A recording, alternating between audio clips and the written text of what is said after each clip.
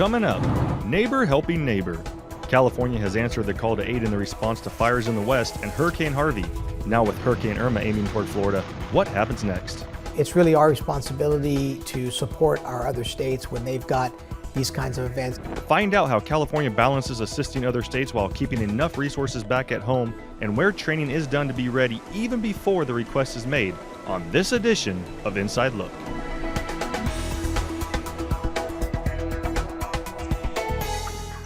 Fall is almost here, and temperatures usually start cooling down, but recent heat waves across California are making this feel like a never-ending summer.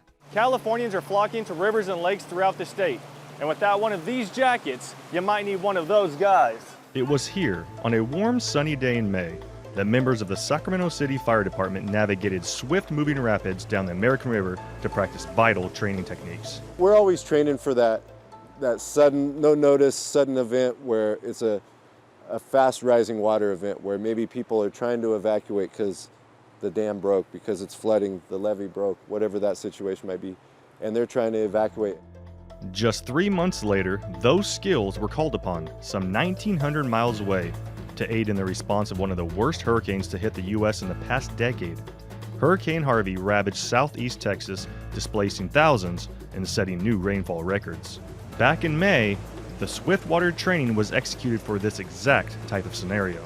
Sacramento Fire Department, OES, FEMA USAR, we respond to these high water events, we'll call them, whether it's floods from hurricanes or massive storms that we've seen over this last winter. These are the teams that are going to respond to the incidents. When Harvey made landfall, 8 urban search and rescue teams were deployed from California to Texas within a 3-day span. A follow-up request from the state of Texas launched 2 additional swift-water teams to join the response efforts.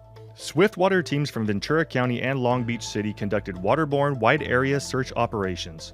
ATVs and canine teams were also used to search for victims, and teams performed welfare checks on residents still living in flooded areas. Almost always we have to come back, even after the flood recedes, and go to those houses and make sure that no one was left behind, nobody was found that still needed help, or that their condition changed from being okay 2 or 3 days ago, now they're in trouble and they were out of food and water or had some medical emergency or something else happened.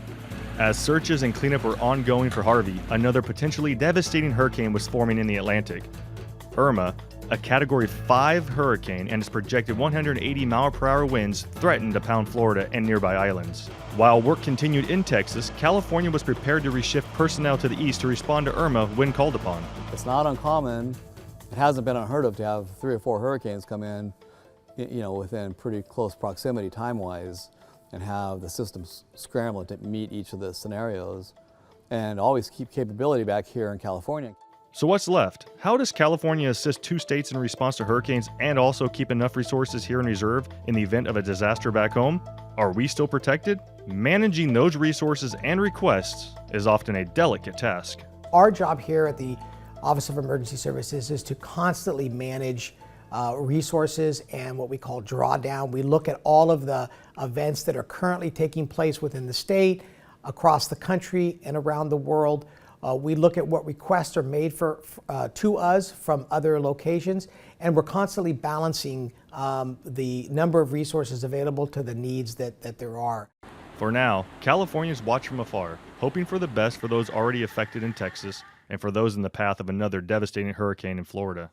In time, the phone will ring again, requests will be made, and California will answer the call, just as another state will do the same for Californians when needed. In this effort of one team, one fight as a national system, a national mutual aid system, it's really our responsibility to support our other states when they've got these kinds of events, as they would support us if we were to have a major earthquake or another kind of event here. That's it for this week's Inside Look. For all of us here at Cal OES, I'm Jonathan Goodell. Visit our online newsroom at oesnews.com to learn more about this program and get the latest news and information from our team. Don't miss our next video on your Facebook timeline. Like our page and you'll get the latest posts as they happen. If you're an Instagram user, you can see the latest snapshots by following our Cal OES Instagram account. And Twitter users can get instant access to our tweets from across the state by following Cal OES. Facebook handle typed as California_OES.